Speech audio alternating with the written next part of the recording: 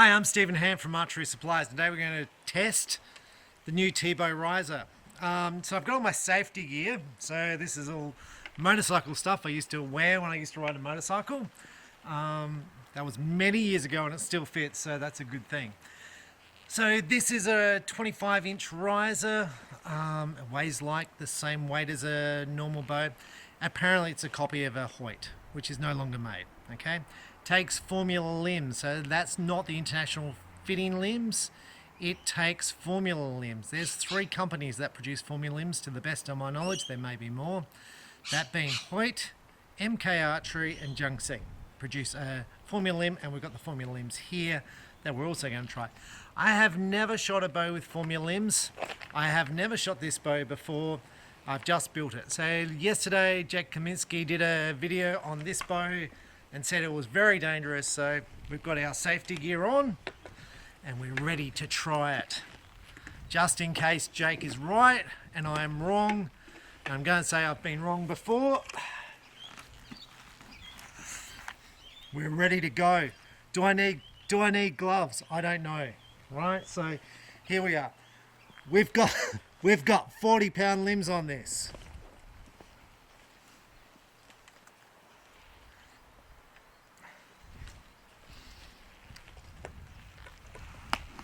Okay, you can't shoot in a helmet.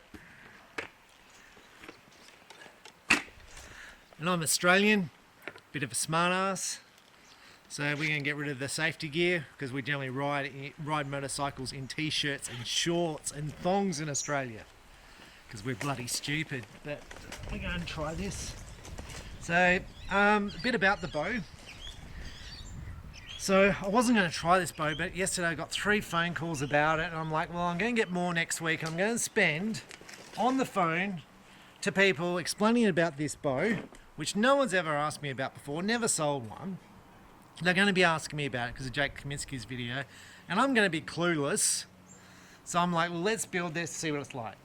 Right, so it's got a plate. Now I've seen these plates before. I've seen these plates on a H8, I've seen them on Win and Win, and I've seen them now on the new Fivix Scatty.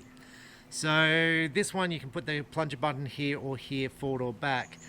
Now the Fivix Scatty riser comes with 3 plates, so 3 positions for your plunger hole. That affects tuning.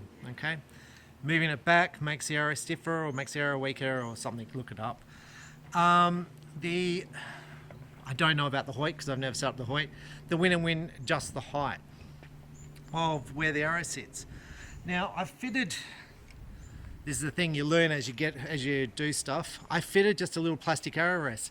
This was the biggest pain in the butt because it hasn't got adjustment up and down. So what you want is your arrow to be in the middle of the plunger button. It's really hard with a stick-on arrow rest, but I normally love stick-on arrow rests, especially for beginners, because they're pretty bulletproof, right? And they're cheap. Because when a beginner comes into the shop, they're like, I want to spend $100 and I don't want to fit a $50 or $60 Shibuya arrow rest when they've got a budget of $100. So I fitted that. I fitted my Fivix stabilizers. I fitted Axel sight, which is just off my Fivix setup because I forgot to grab other stuff from the shop. Now the string comes with the bow. The limbs are from Junxing. I'm going to say these are a wood fiberglass limb, but it says carbon. They had a fair bit of recurve on the limb. You'll see on the limb tip here. They are a 4-piece construction, so that's 2 fiberglass or 2 carbon and 2 wood, so it's a better quality wood. These limbs are quite affordable. I don't know the quality of them. I haven't sold any. So I can't tell you the quality. I can't tell you anything about them yet, so I can't tell you how durable they're going to be. But they look the bits. I can't tell you what the H8 ones are like. I've never seen one. So, because people go, oh, you're lying, Stephen. No, I've never seen one. I've never seen a H8 formula limb, ever. Never seen one of these risers before, only online. So, I'm not happy with the setup. Now the limbs I've got. They're a 68-inch limb, 40 pounds. I'm currently shooting 44-pound limbs. At my draw length, they come to about 50 pounds. So these limbs should be about 46 pounds. I'm shooting 500 spine arrows, which will be too stiff for the bow. I've done no tuning whatsoever. I've just grabbed my plunger button off my other Fivix put it on, done nothing, right? So we're ready to shoot. So we're going to see how this draws. We're going to see if the bow snaps, and we're going to see how much vibration it feels. And because when I look at this bow, it's like, well, how does this rate? Where should it rate? How's the grip feel? I can't tell you how this grip feels compared to a Hoyt because I've never had a Hoyt, right? So, but I can tell you what it feels like compared to other bows. Now, I'm going to say the grip feels like a win and win. And you're going to say which win and win, because every win and win grip is different. It feels like the latest win and win, and I do have a Hoyt Exceed in. It feels like that grip. So it feels like the win and win from the ATF X. It feels like the win and win from a Meta Riser. It's quite upright. It's quite a high grip. It's quite wide. It feels quite comfortable. I really like it just so far, right? So the bow feels very front heavy, right? This is the exact same setup as my Fivix, as my Argon. My Argon is definitely not this forward heavy. It's like, it's not even comparable. Very, very interesting. So now Fivix do bows with different weight distribution, up and back, and I've never really been able to pick the difference, but I can pick the difference in this. It's very different. This bow is really going to entice that swing, which people ask me about. Why are you swinging the bow? So this bow is very forward heavy. So let's take a shot. So I just drew that back about 30 inches. Didn't feel any stacking on the limbs at all. It felt extremely light. So the limbs feel, so this is, I'll get back to my draw length. I've got no clicker. That's my draw length there. And I can hold it all day, right? It's only get a bit of a shake now. I can feel it in my back now. But look, it feels like 36. And it probably is 40, right? But it feels light. Some limbs feel heavy and some feel light. Euchres build at the start here, which is why Euchres are really fast. Euchres are like 20 feet per second faster. You've got the MXT limbs from Win and Win from the last version. They were like 20 feet per second faster. They build up more. You get nothing for nothing. If a bow is smoother to draw, then it will be slower. Right, so this feels really comfortable and nice. Now, one thing I'm going to say about limbs is the higher you go in poundage, the more stress you put on the fiberglass, the more stress you put on the wood, so therefore the better stuff you need in them, otherwise they're going to break. You'll get away with cheaper materials on lighter limbs generally. However, they won't last as long. So if you put a set of $50 limbs, $100 limbs on a bow, and you get splinters after a year or after 18 months, it's to be expected.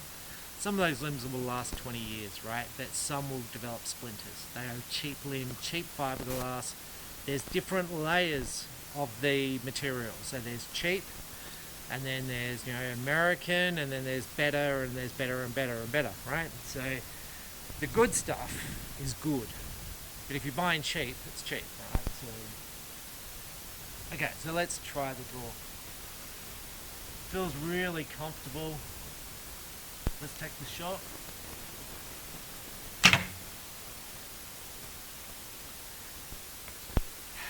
Lovely. The arrow's coming out to the side, which just means the arrows are way too stiff. But I'll just move my side. It's lovely. There's no vibration at all in the bow. There's no noise. It's just lovely. It's just a beautiful thing. Now, Jake, in his video, he said, look, he had problems with the limb bolts. Yes, this one had no problems with limb bolts. They were perfect. The problem with limb bolts, I've seen this problem before, not with this bow, this is the first one I've ever seen. But with other bows, I've seen this problem. I've just contacted the manufacturer, and they fitted the wrong limb bolt. So they sent me 100 odd limb bolts. I had to take them all out and had to replace them all, and the problem was fixed. Now, you didn't know that until you started adjusting your tiller, So if you never adjusted your tiller, you would have never found it. But if you adjusted your tiller, then you would have seen it. So you need new limb bolts.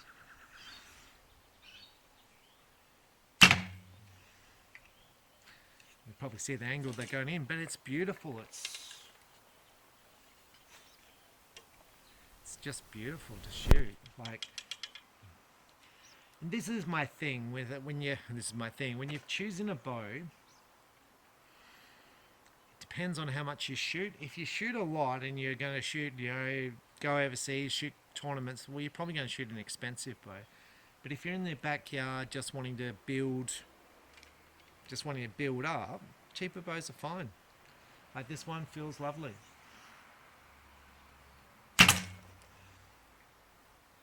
I love the roll, how it rolls, it's beautiful. Now, the difference between international fitting limbs and formula limbs. This is formula limbs. The formula limbs is a longer pocket here, so basically this bit here is longer. Look, I don't know how it affects the feel. These limbs feel beautiful. And I hate to say it, I really can't feel the difference between, I don't know what these limbs are, $100 limb, $150 limb. They're a carbon limb, so they're probably a $200 limb. But a $200 limb and a $1,000 limb. And I said at this video, there's difference in materials and all that. They feel the same to shoot.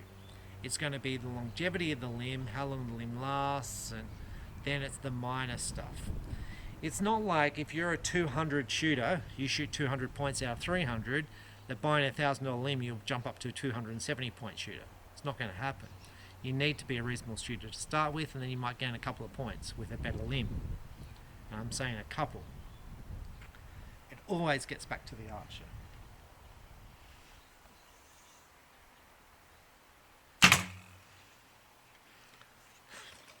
Off the bow.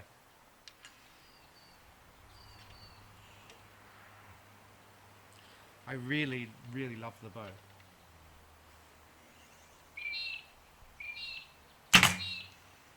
Look, this is my thing when, people do reviews and stuff and, they're like, oh, this is a copy bow, blah, blah, blah, right?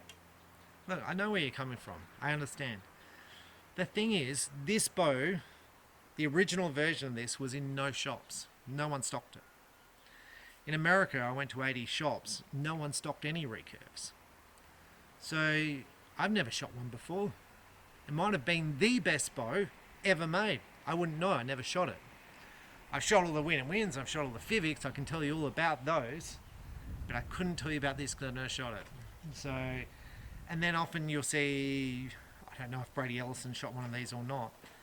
But you'll see Brady Ellison, but then Brady Ellison doesn't shoot win and Fivics and all those, so he can't compare all the other ones.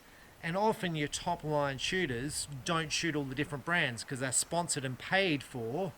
They are paid by the company to shoot their products, so they don't go and try win and Fivics. And I've got many friends who are Olympians and stuff. They don't try all the different products. They just shoot whatever products basically put in their hand and whoever pays the most.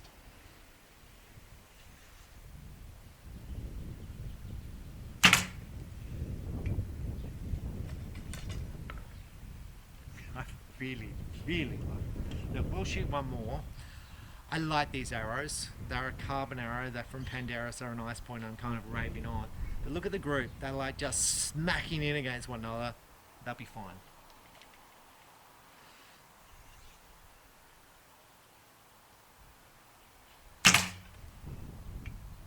I love shooting like that. So, Junxing, the bow. Right, some of the points. It's a powder coat finish, not as nice as some of the anodizing. I think they would have done themselves a favour if it was an anodized finished.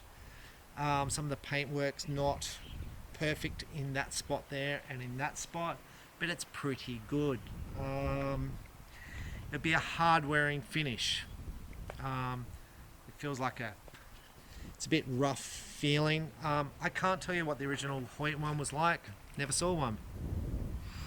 Never saw one, so I don't know. I don't know if it was painted, anodized, or what. Right? So I think it would have been better if it was anodized, but looks fine.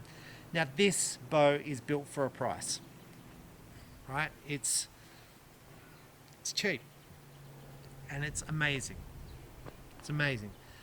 Now, the question you're going to ask is, how does it rate to the other bows that are in the price point? That's the question. It's not like how does it rate against the bow which it copies. How does it rate against other $300 bows in its price point? Now, the other $300 bows in the price point, I'm going to start with Fivix. Fivix has the Xena. The Xena is cheaper. It's lighter. So if you're a kid, a lady, I'd definitely shoot a Xena because it's lighter. Build up the strength and add weight through stabilizers. Then Fivix go to the Veleta. It's a slightly heavier bow. I think it's probably going to be around this weight from memory. Maybe a little bit lighter than this bow. Quite a narrow grip. I think once you're talking about a Veleta, the Veleta is more expensive than this. I like the Veleta. I shot the Veleta for a year. Win & Win has the Explorer, which is a cast riser. I've shot an Explorer. There's more vibration in the Explorer than this. The Explorer is a paint finish. I think I like the paint on this one better. I like the feel of this better than the Explorer. Then you go to the Win & Win Motive. The Motive is a very solid bow, machined riser, very solid. It's been on the market for years and years, and I have shot a Motive for some time. So I can tell you about that. The Motive is not a bad bow. I've had no issues with them. I would choose this bow over the Motive. Then I go to Toe Point. So Toe Point has got the Unison, which I've also shot.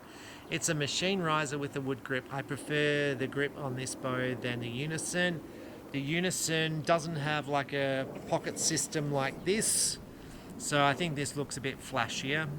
The Unison was okay. There's a bit of vibration with it. Unison's probably a little bit cheaper than this, but a very good product. The Unison comes in a whole bunch of colours, so the Unison's going to be popular because it comes in every colour you can think of. And I'm going to go purple, teal, red, black, carbon, smoke, silver.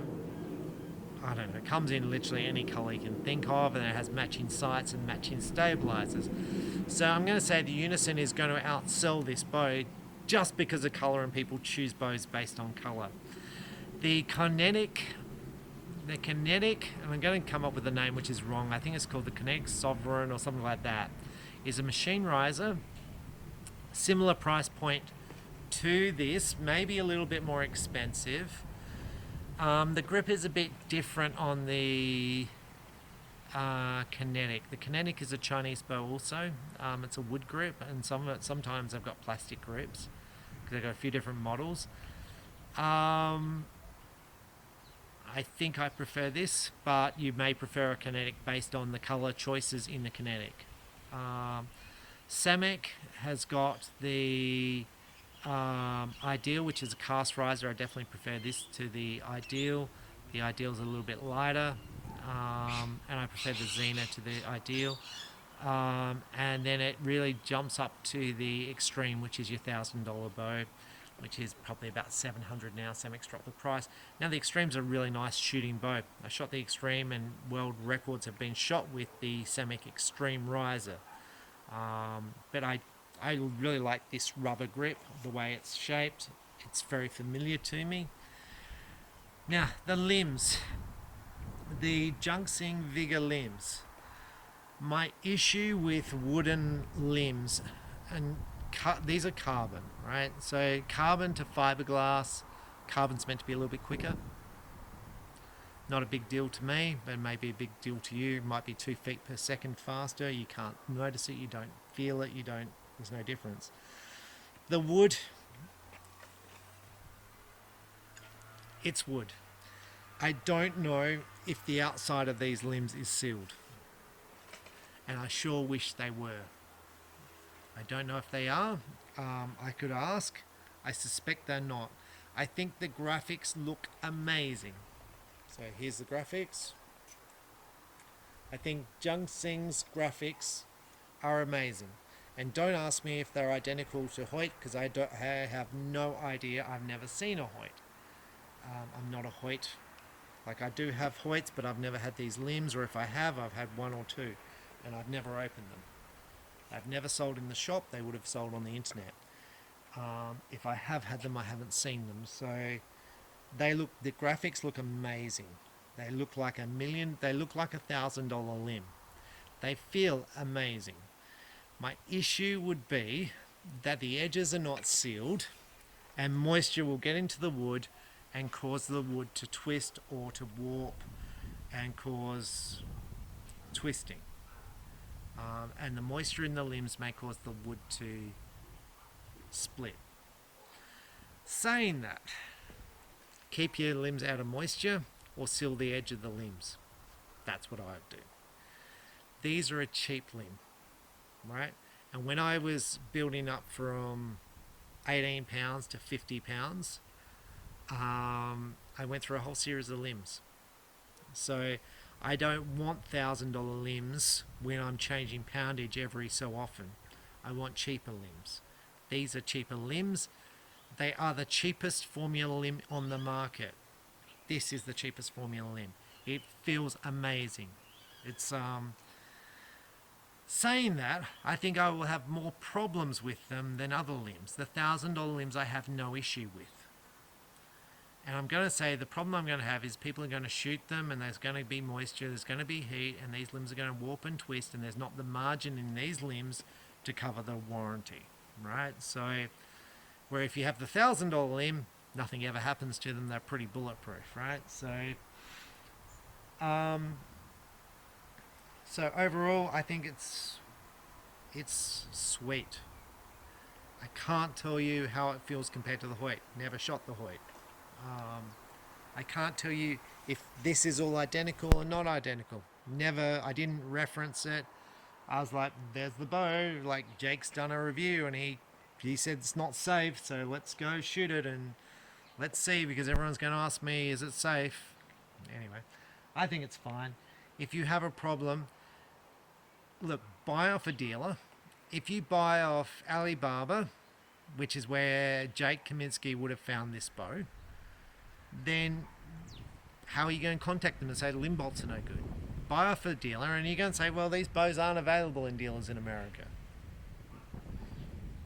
If you're a dealer in America, you should be stocking stuff. You should be stocking stuff. You should be increasing your market share. I can't stress it enough. When I started here in my shop, my dad was in this state for operating a shop for 30 years, 40 years in this state. The most he ever sold was 750,000. That's internet and online sales, and that's a pretty decent size shop, 750,000. And he was very proud of that. Today, our walk-in sales, so people walking into my shop, is over 1 million, 1.5 million of walk-in sales. I have people every day. So this week, people who traveled over 10 hours to get to my store. I had at least 6 this week, at least 6, because there was at least a person every day from Melbourne who drove across, and I think one day there was 2. So basically, have stuff in your shop so people want to come and see stuff. Doesn't matter if they buy it or not. You want them to come in and see stuff and go, that's cool, I like that, and I don't care what it is. And this is my thing with the store. Stock everything. Anything that's archery is made, stock. And there's going to be some gear that I don't like stocking because I think it's dangerous, as far as I think it'll end archery. There's a repeater bow made at the moment. The guy got thousands of views, millions of views on YouTube for a bow that repeats itself, and I just think that once the government sees that, will be the end of archery, so I don't import that. This is a basic bow. I think it's going to be really good for people who, like, I shoot a compound bow or I'm a hunter. I wouldn't mind to give that recurve thing a go and see how I go shooting a target recurve and see how good I am. because that's what this market is for. Because those people aren't going to want to go out and spend $2,000 on a bow and all the accessories and drop $4,000 and then go, nah, I didn't really like that. But you wouldn't mind dropping, I don't know how much this is. Let's say it's 300 and let's say this is 200, 500, some sights, some stabilizers, $800, which is American dollars, around 400 American dollars. You would sell these every day of the week and you'd sell them by the hundreds. Now, my last point I'm going to say is the population of China is 10 times that of America. India is 10 times that of America. And archery in China and archery in India is expanding rapidly. This bow, and I'm going to say the other bows like it, are going to be huge to get people in the sport. People in China and people in India generally don't have a lot of money, and I'm not being racist or anything. There's more millionaires in China than there are the population of Australia, and there's more millionaires in India than the population of Australia. But the average income is far less, right? So this type of bow is ideal, and when I say this type of bow, a low income bow, a low dollar bow is ideal for people on a low income to get into a sport and just to have a product that's amazing, and then you can see where this sport takes you. Whether you'll go and shoot a national championship, a state championship, or just at your local club, this is what this is good for. To see if you like it. To see if you like twanging arrows at the target and you don't want to spend a fortune, that's where this price point bow comes in. It looks great. There's a whole bunch of different ones to choose from, and I don't care what bow you choose. Now, my only point with this, with formula limbs are not the standard. The standard is international fitting limbs. Fivix, international fitting limbs. Win and Win, international fitting limbs. Hoyt is formula and international fitting limbs. MK Archery, international and formula fitting limbs. I don't know about Yuka. Yuka's obviously international fitting limbs. I don't know if they produce a formula limb. But my point is there's heaps of international fitting limbs on the market. There's only a few formula limbs. So as you're going up in poundage, if you choose a formula riser, you have to choose a formula limb. So that's my only point. If you choose formula, look, it wouldn't faze me at all to shoot this. It wouldn't worry me. It's a nice bow. I go down the club. It feels nice to shoot. It looks nice. Feels nice. There's no vibration. It's a beautiful thing to shoot. It's not busting my budget. If you want several bows, so you want a bow for target archery, one for indoor archery, one for field archery, one for cloud archery, you're not forking out thousands of dollars for different bows. So I think it's very affordable. I think I'll leave it there. Yeah, so if you're going to buy one, it's good to buy it for dealers, so that way at least you've got the comeback. If there's a problem, you can go, hey, look, I've got a problem. I'm hoping I mentioned the limb bolts. If you're going to adjust the limb bolts, you've got to do it with the string off, otherwise you will strip out the riser. You need to loosen this bolt first, because this is a locking nut. This just pushes in the back of it. It's not an expanding bolt, it's just a pressure fit up the back end of it. So I've had so many people strip out the backs of these because they wind them back. You cut this bolt in the back here, winds out that way, it doesn't wind out this way. You can't get it out. It only winds forward, it doesn't wind back. So it's a common mistake.